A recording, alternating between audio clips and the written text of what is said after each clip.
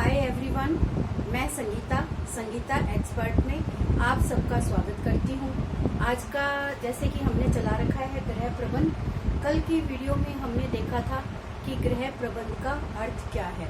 उसमें हमने पी देवदास के साथ देखा था और अलग अलग ग्रोस और कैंडल ने और साथ में निकल और डार्सी ने इसको किस तरीके से ग्रह प्रबंध के अर्थ को समझाया था। अब आपके जो सिलेबस में दे रखा है कि ग्रह प्रबंध की प्रक्रिया क्या है, तो ग्रह प्रबंध की जो प्रक्रिया के मुख्य बिंदु है उसमें सबसे पहला तो आता है आपका नियोजन, दूसरा आता है संगठन, तीसरा आता है नियंत्रण और चौथा आपका आता है मूल्यांकन। तो ये आपके नियोजन प्रक्रिया के 4 मुख्य चरण बताए गए हैं और आपके जो सिलेबस में दे रखे हैं उसमें एक क्रियान्वयन शब्द और दे रखा है। तो इस क्रियान्वयन को भी कई जगह है इसी मतलब इन चारों के बीच के अंतर्गत ही इसको स्थान दिया गया है। तो सबसे पहले हम क्या करते हैं, नियोजन की प्रक्रिया की जाती है। नियोजन की प्रक्रिया के बाद उसका संगठन बनाया जाता है और संगठन की प्रक्रिया के बाद क्या किया जाता है, यहाँ इनके बीच में इसको तीसरा नाम दिया जाएगा क्रियान्वयन। उसका क्रियान्विति दी जाती है। जो संगठन बन गया आपका, उस संगठन की बाद में क्रियान्विति की जाती है। क्रियान्विति के बाद इनके ऊपर नियंत्रण रखना जरूरी होता है। नियंत्रण के बाद आपका लास्ट टॉपिक आपका मूल्यांकन आता है। तो एक एक करके हमें इन 5 बिंदुओं का अध्ययन है वो आपको इस ग्रह प्रबंधन प्रक्रिया के अंतर्गत आपको पूरा अध्ययन करना है। तो हम आज सबसे पहले नियोजन के ऊपर चर्चा करेंगे। नियोजन को आप आयोजन के नाम से भी लिख सकते हो। आयोजन करना एक ही मतलब है, चाहे आप नियोजन कह दो चाहे आप आयोजन कह दो, दोनों का मतलब एक ही है। यानी जो भी हम कार्य करेंगे, जो भी भविष्य के लिए जो योजनाएं बना रहे हैं उसकी हम क्या करते हैं, ग्रह प्रबंधन प्रक्रिया करते हैं। हमें आगे जो कार्य करना है उसकी योजना बना के तैयार करना है। तो उस प्रक्रिया को हम क्या कहते हैं, नियोजन करना होता है। तो जिसकी भी आप परिभाषा देखोगे, जो भविष्य की जाने वाली योजनाओं का एक लेखा जोखा तैयार करना, उसको लिखित रूप में उसकी योजनाएं तैयार करना, वो सब हमारी प्रक्रिया क्या कहलाती है, नियोजन की प्रक्रिया कहलाती है। एक सिंपल सा आप उदाहरण ले सकते हो, जैसे आपके घर में कोई शादी है, तो शादी क्या होगी, हमारी भविष्य में होने वाली एक फेस्टिवल मान लो, त्योहार मान लो, या उसको आप एक कार्य मान लो, या एक कोई जिसको धार्मिक नीति मान लो, कुछ भी तरीके का मान लो, जो भविष्य में होने वाली शादी है, उस शादी की हम प्रिपरेशन है वो पहले से तैयार करते हैं, प्लानिंग करते हैं। नियोजन का अंग्रेजी में क्या कहेंगे, हम प्लानिंग करना कहते हैं। तो उस शादी के अंदर हमें कौन कौन से अरेंजमेंट करने हैं, कौन कौन से कार्य करने हैं, उन सब का एक लेखा जोखा तैयार करना ही हमारा क्या कहलाता है, नियोजन कहलाता है। इस नियोजन की परिभाषा लिखी है मैंने, एक निकल और डार्सी के अनुसार लिखी है। तो इस नियोजन एक प्रक्रिया है। इसके अंतर्गत नियोजन को क्या कहोगे, एक प्रक्रिया कहेंगे। नियोजन एक प्रक्रिया है, इसके अंतर्गत निर्णयों की विस्तृत श्रेणी होती है। यानी इस नियोजन की प्रक्रिया के अंतर्गत हम बहुत सारे निर्णयों को एक साथ रखते हैं, जिनके ऊपर हमें अलग अलग तरीके के निर्णय लेने होते हैं। तो उनकी योजनाएं बनाना, उन निर्णयों से संबंधित किस किस व्यक्ति को कौन कौन से कार्य सौंपे जाएंगे, इन सब की क्या करेंगे, निर्णयों की विस्तृत श्रेणी कहा जाएगा, जो कि पारिवारिक क्रियाओं, साधनों और परिवर्तन मांग के संदर्भ में लिए जाएंगे। हमारे पास पारिवारिक संसाधन क्या है, उनको किस तरीके से कार्य में लेना है, और उन जो परिवर्तित मांग है, क्योंकि मांग हमेशा क्या होती है, परिवर्तनशील होती है, कभी भी मांग स्थिर नहीं रहती। तो ये हमारे साधन, क्रियाओं और परिवर्तित मांग के संदर्भ में ली जाने वाली एक योजना को हम क्या कहेंगे, नियोजन प्रक्रिया कहेंगे। यानी सिंपल सा एक तरीका है कि जो कार्य हमारा भविष्य में होने वाला है उसकी रूपरेखा तैयार करना, उसको नियोजित करना, ये सारी जो प्रक्रिया अपनाई जाती है उसको ही हम क्या कहेंगे, नियोजन कहेंगे। तो नियोजन का सामान्य सा अर्थ है। इसकी कुछ विशेषताएं लिखी है। इन विशेषताओं को जब आप पढ़ोगे तो आपको ये समझ में आ जाएगा कि नियोजन क्या है। नियोजन में पहली जो मैंने विशेषता लिखी है कि नियोजन का लक्ष्य व उद्देश्य निर्धारित होना चाहिए, क्योंकि हमारे पास हम योजना कब बनाएंगे जब हमें हमारा लक्ष्य पता है, हमारा उद्देश्य पता है कि हमारा उद्देश्य क्या है। हमारा उद्देश्य है एक शादी को ऑर्गेनाइज करना, तो हमारा उद्देश्य, उस उद्देश्य को पूरा करने के लिए, उस लक्ष्य तक पहुंचने के लिए हमें क्या क्या प्रतिक्रियाएं करनी है, इन सब का निर्धारण करना ही हमारा क्या मकसद हो गया, नियोजन करना हो गया। तो नियोजन की विशेषता क्या होगी कि नियोजन का लक्ष्य क्या है, उद्देश्यों का निर्धारित होना ही हमारा क्या है, नियोजन है। तो सबसे पहले हमारे पास लक्ष्य होना चाहिए, उस लक्ष्य का उद्देश्य होना चाहिए, तभी हमारी नियोजन प्रक्रिया है वो सफल हो सकती है। सतत चलने वाली प्रक्रिया होती है कौन, नियोजन। नियोजन कैसी प्रक्रिया है, आपको ऑप्शन में भी ये प्रश्न मिल सकते हैं कि नियोजन कैसी प्रक्रिया है। नियोजन एक सतत चलने वाली प्रक्रिया। सतत का मतलब होता है लगातार, कंटिन्यू चलने वाली प्रक्रिया को हम क्या कहेंगे, नियोजन कहेंगे। लोच में और परिवर्तनशील, ये आपको हमेशा ध्यान रखना है जब भी आप बजट बनाते हो या आप आयोजन वाली प्रक्रिया, जैसे आपका उसमें फूड न्यूट्रिशन वाली में देखा था आहार नियोजन करना, आहार नियोजन, इन दोनों में मैंने आपको इस शब्द का अर्थ बताया था कि लोचशील और परिवर्तनशील क्या होता है। यानी बजट है वो भी हमें परिवर्तनशील बनाना चाहिए, लोच में बनाना चाहिए।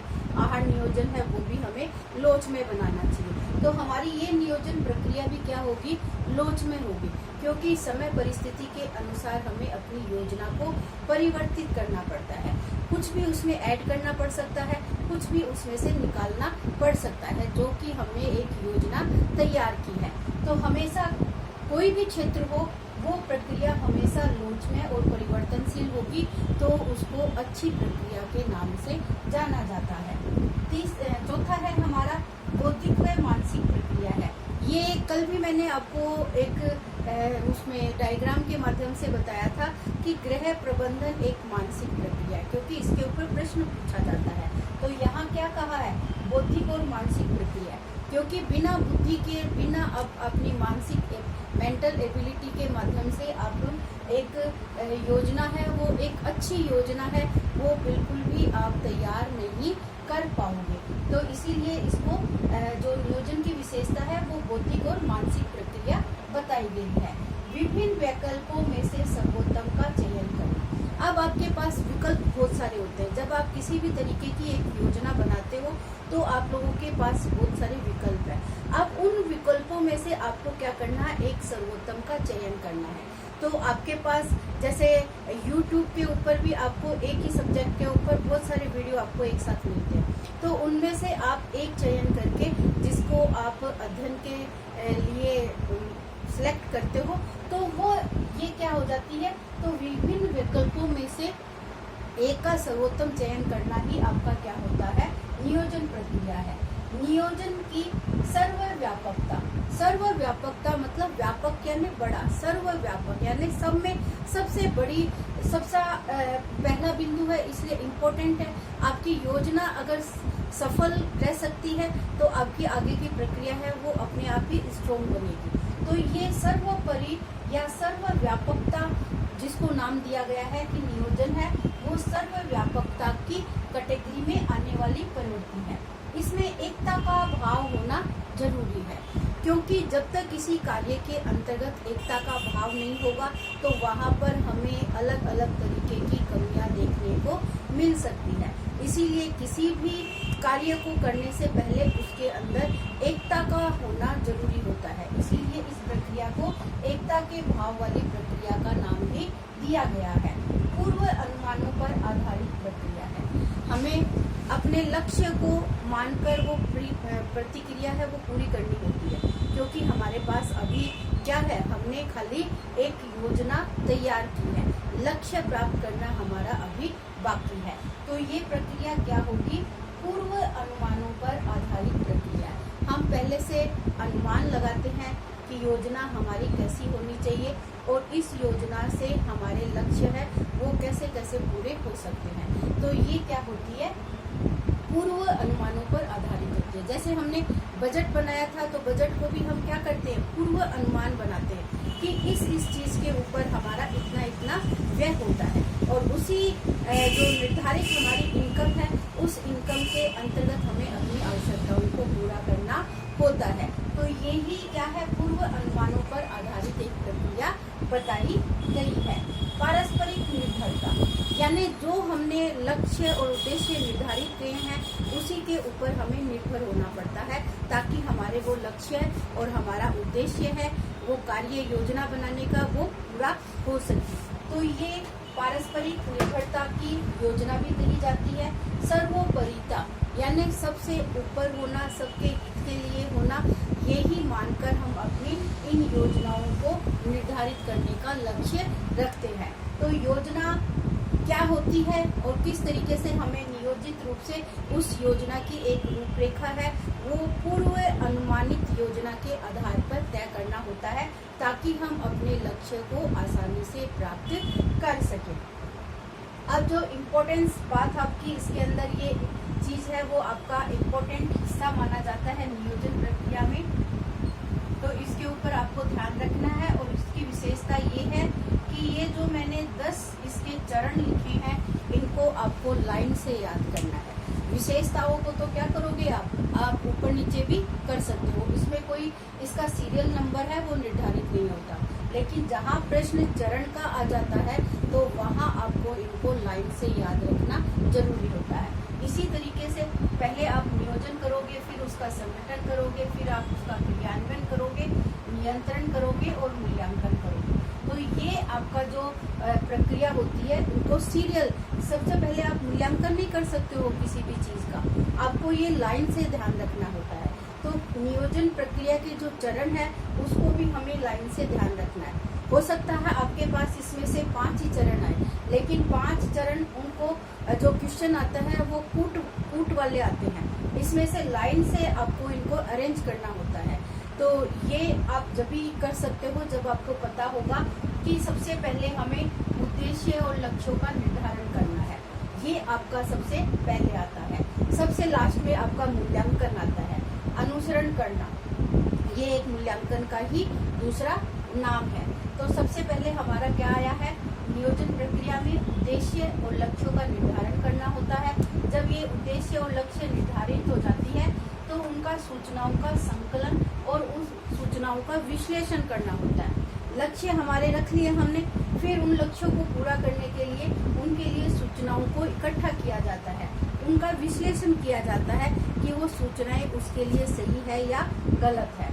आधारों का निर्धारण किया जाता है, जो सूचना या संकलन है इनके लिए हम आधार का निर्धारण करेंगे, उनमें से वैकल्पिक तरीकों का निर्धारण करेंगे। जो ये आधार बने हैं उनमें से हम विकल्प तैयार करेंगे कि कौन सा विकल्प है वो हमारे लिए सबसे बढ़िया रखा जाएगा। सर्वोत्तम तरीके का चयन करना, वैकल्पिक तरीकों का निर्धारण होने के बाद में उसमें सबसे अच्छा आधार हमारा कौन सा है उसका चयन करेंगे, फिर उसके लिए योजना तैयार करेंगे। ये हमारा क्या कार्य करना है यहाँ पे क्लियर हो जाता है। फिर उसकी योजना तैयार करेंगे, उस योजना की फिर उप योजना तैयार करेंगे, कार्यक्रम का समय व क्रम निर्धारण करेंगे। योजना बन चुकी है हमारी, फिर उस कार्यक्रम को हमें कब और किस क्रम में करना है ये हमें निर्धारण करना है। फिर कर्मचारियों की सहभागिता, अब जो हमने योजना तैयार की है उस योजना को हम अकेले तो पूरा नहीं कर सकते हैं, उसके लिए हमें कर्मचारियों की और जो हमारे साथ सहभागी होंगे उनको निर्धारण करना होगा। कर्मचारियों की सहभागिता हमें लेनी होगी और फिर उस कार्य का हमें अनुसरण करना होगा। तो ये आपकी नियोजन प्रक्रिया के 10 चरण हैं जो मैंने आपको इनको लाइन से बताया है। उसके बाद हमारी क्या होती है, नियोजन प्रक्रिया है वो पूरी हो जाती है। तो नियोजन के बाद हम क्या करेंगे, संगठन बनाएंगे। हमें संगठन के बारे में इसी तरीके से उसकी विशेषता देखनी पड़ेगी और उसके हमें चरण देखने पड़ेंगे। ये आगे वाली वीडियो में मैं आपको इस संगठन के बारे में अच्छे से एक्सप्लेन करूंगी। अगर आप चैनल पे नए हो तो इस चैनल को लाइक और सब्सक्राइब करना ना भूलें और वीडियो का आनंद लेते रहें।